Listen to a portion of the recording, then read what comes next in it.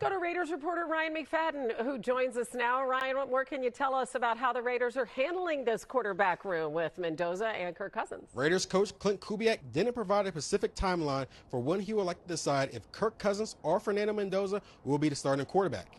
He added that answer will reveal itself during training camp. On top of that, he wants his players to ultimately decide if the team should start the 15-year-old veteran or this year's #1 overall pick. During practice, Mendoza worked with the third team, while Cousins received most of the first team reps, given his experience and familiarity with the offense. When asked, will it be a sign of progress for Mendoza, Kubiak had a very direct answer: completions, getting the ball to the team's playmakers. Well, that sounds simple enough. So much turnover for this franchise, including interim coaches Clint Kubiak. He's the Raiders' 6th head coach in the last 6 seasons. It was a busy offseason there in Vegas. In addition to Mendoza and Cousins, they also signed center Tyler Linderbaum, and they add potential starters to the defense, including linebackers Quay Walker and Nakobe Dean. Lewis, so what? You have analyzed Mendoza every which way. From what you've seen, how quickly do you think he could start? I would say, Hannah, within that first quarter of the season, those first 4 to 5 games, I think you could see him in there. I think a lot of this obviously is going to depend upon his progression, which he has been really at work on that since January. I mean, he's been working on West Coast principles since the offseason began, because he kind of assumed, or really had an inkling that he was going to be the #1 overall pick with the Raiders. So he's probably way ahead of the curve already. We'll see how he looks during preseason games and in joint practices and such. But I think he's going to put the pressure on right away. The one thing I do know about him, and talking to him and talking to the coaches out there in Indiana, is, look, his dedication to the process. And I know that sounds like, very typical, standard speak, but his dedication is very, very, very real. His mental horsepower is very real. His physical skill is very real. You can see they've already chronicled some of the changes that he's made as far as his mechanics, his throwing motion, how much it looks very Tom Brady-esque already. He's taking to all the inputs that he's getting, and he's applying them on the field. And I think, quite honestly, look, this is going to be one of those deals where Clint Kubiak's going to have to sit there and go, okay, look, how long do we sit and wait with this guy? Do we go ahead and throw him in there, or don't we? I mean, is it just time to play him, or isn't it? It's a great problem to have, but I think he's going to put the pressure on Kirk right from the get-go. He just is, because he's a unique kid. There's a reason why you go from Cal to Indiana, go 15-0, and then win the Heisman Trophy, sweep all the awards, and become the #1 pick. It isn't luck. It's because you've got it. Okay. So, I agree with everything he's saying, but I just think we're kind of going about it the wrong way. And I think there's some confusion here, because I think it's 100% about Kirk Cousins more than anything. And it has nothing to do with Mendoza and the fact of him not being good enough or something like that, because obviously I think Mendoza is going to be awesome and great. But, it's 100% about Kirk Cousins is clearly in the driver's seat. He's a 15-year veteran, as he should be. And if he actually is starting and the offense is looking good and they're winning and productive, then you're going to keep that no matter how good Mendoza looks in practices. That's just the way it's going to work. Before I go any further, Las Vegas Raiders fans, please do not forget to subscribe and watch the full length of the video. That is without a shadow of a doubt the best way to support the growth of this channel, so we can keep having the most unbiased, grounded, genuine conversations about the Las Vegas Raiders. It goes such a long way to subscribe and watch full-length video at the same time. So, please consider doing that, as it really, really does help. But yeah, we already know Brady has talked a lot about saying these quarterbacks get rushed out too quickly, that they're not always put in positions to succeed. He thinks that they don't learn enough in college, that the way how they're playing is not 100% conducive to being great in the NFL. And so we know Tom Brady is going to have an impact in all of this as well. So, there's not a big rush from the Las Vegas Raiders to throw out Fernando Mendoza. And everyone uses the gold standard example of, Patrick Mahomes sat for a whole year. And the reality is the Chiefs were winning. Alex Smith was a good enough quarterback. Obviously, Mahomes is a major upgrade, but Mahomes wouldn't have been able to sit for the whole year if Alex Smith is turned the ball over non-stop and the Chiefs keep losing. That wasn't the case. That wasn't the case. I mean, first off, in 2016, 2 years before they were 12-4 and won the division, okay, and had a bye, lost in the divisional round. In 2017, they were 10-6, first in the division. Had the 6th-ranked offense, were scoring 26 points per game. And it's like, all right. Like, you're going to do that? And even the game that they lost against the Titans, like what most people don't realize about the Chiefs is, and I've always emphasized this was the first year that Tyreek Hill and Travis Kelce were in their prime and playing together at their, essentially their peak, And in that playoff game when they were rolling, Travis Kelce got concussed and knocked out of the game, and then they ended up giving up a lead and losing. But, if that doesn't happen there, I mean, they're most likely going to beat the Titans, and then who else, who knows what happens next. If this team was, 7-7, whatever it is, if they were, 4-8 or something, yeah, Alex Smith is not going to continue to be trotted out there, right? But I mean, even in 2015, they were 11-5, 9th-ranked offense, 3rd-ranked defense, beat the Houston Texans 30-0. They lost the New England Patriots 20-27. Who didn't lose the Patriots back then? So, it's a lot easier just to be like, yeah, we're going to sit him. We're going to sit him. No big deal. So, that's why to me, it's 100% about Kirk Cousins and less so about what Mendoza is showing. And someone who was actually with the Chiefs. I forget his name right now, but he was on a podcast like a couple months ago and he pretty much debunked he was with the Chiefs when Matt Mahomes was there, and he pretty much debunked the whole idea that Mahomes was there and everyone knew how special and great he was going to be and he was blowing everyone away at practices. Like that was not necessarily the reality. That is a little bit more of a legend that we like to tell ourselves. I have the link saved. I really forget which podcast it was. It was sent to me, in the comment section. Shout out Travis. And it was just, pretty much debunking the whole idea of like, well, everyone knew that he was special and he was tearing it up, right? And that was Mahomes and he sat for a whole year. So, it's like patience, patience. Like, I find it a little bit unhelpful to be like, man, he won 50-0 and the Heisman Trophy and this that, and it's like that's all great. That's all amazing. That's all awesome. No need to rush it. No need to rush it. And if Kirk Cousins is struggling and he's not playing well, then yeah, the Raiders are going to lose and the offense is going to look ugly, and then you're going to be like, alright, I got to do it. But I got to tell you this right now. The players don't want to play with someone that necessarily just shows potential. They want to play with someone who's competent and can execute the offense. That's what they want. That's what they want. It's just different when you're playing with a seasoned veteran and the players know it. That's why the Colts went out and got Phillip Rivers. That's why the Raiders went out and got Kirk Cousins. Like that's why you saw Kirk Cousins enter with the Atlanta Falcons. There was a lot of juice there.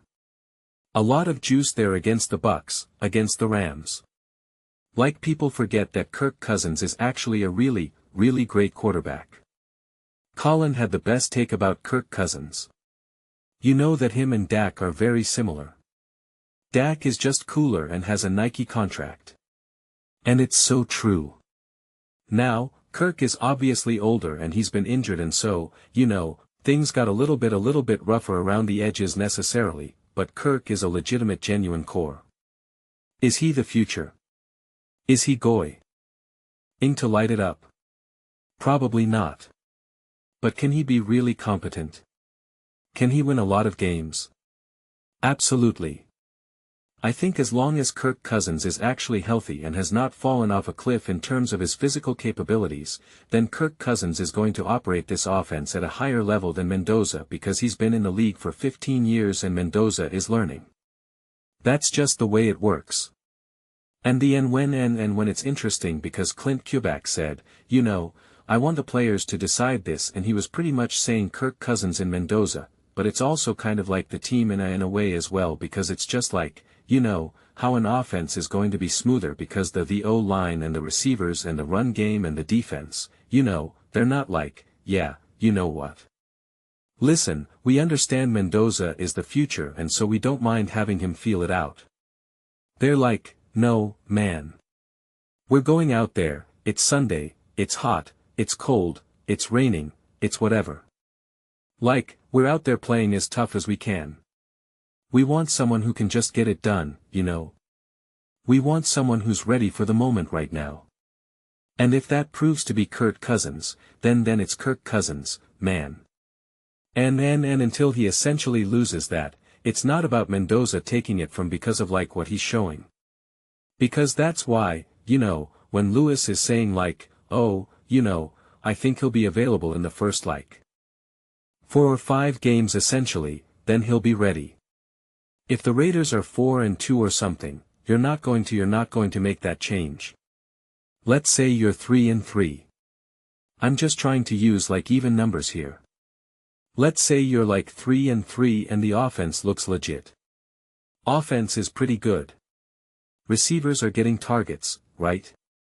You're not turning the ball over a ton. You're scoring some touchdowns. Run game's looking good. You got some juice. You're playing some pretty good competitive games. Still don't know if you're going to put in Mendoza at that point. I think in this situation, the only time you put in Mendoza, if Kirk Cousins has truly won that role and it's clear, Mendoza is great. He's going to be awesome. Still taking some time, Kirk Cousins is ahead. Unless it's 2-4 and then Kirk Cousins is just coughing the ball up.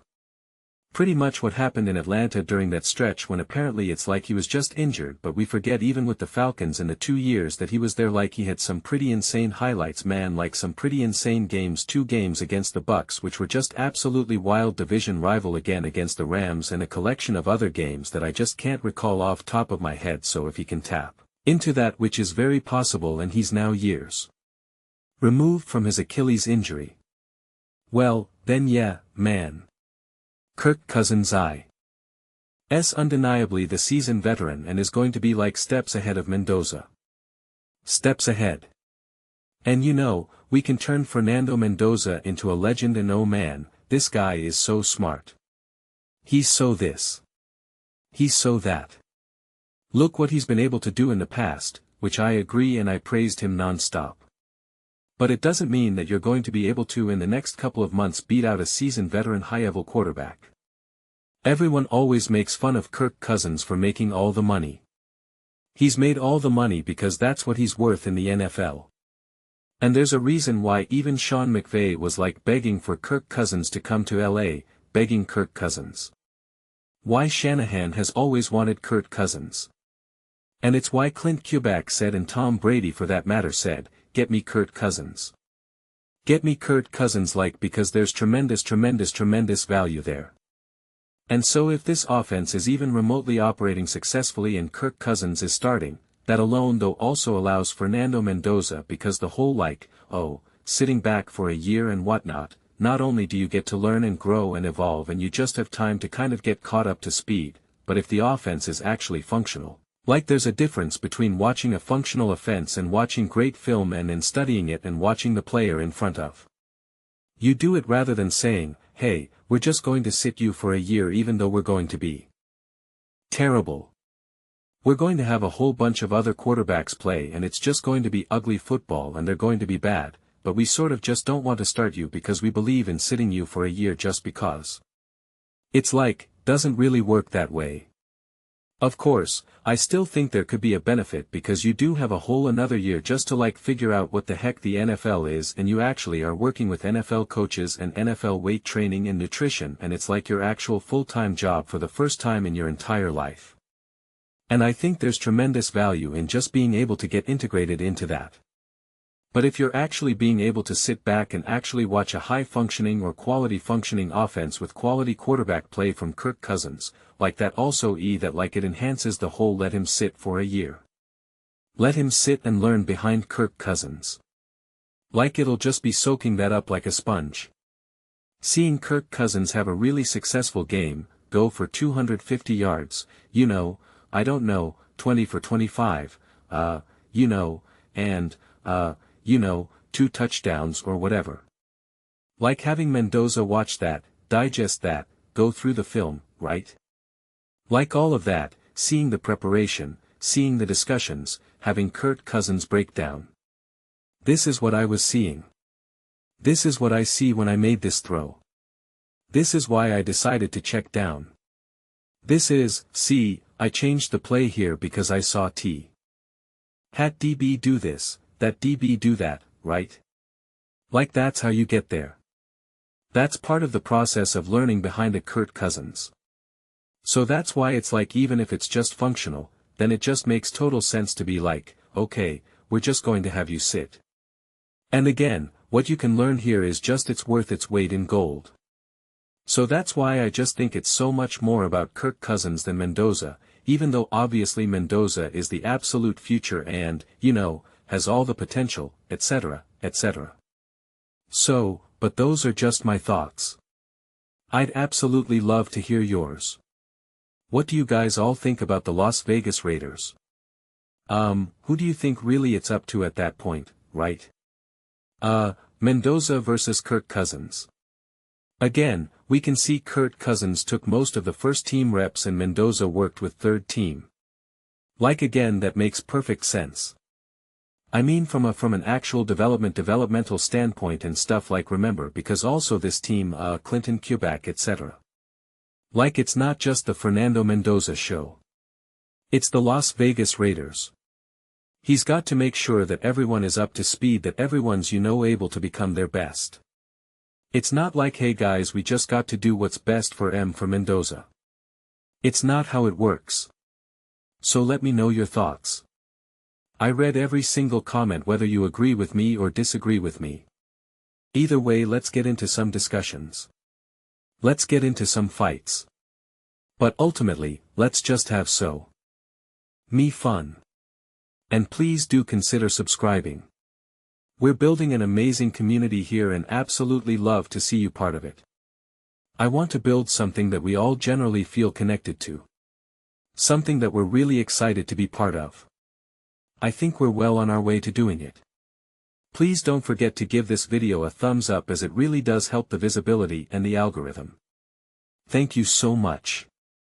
See you next time.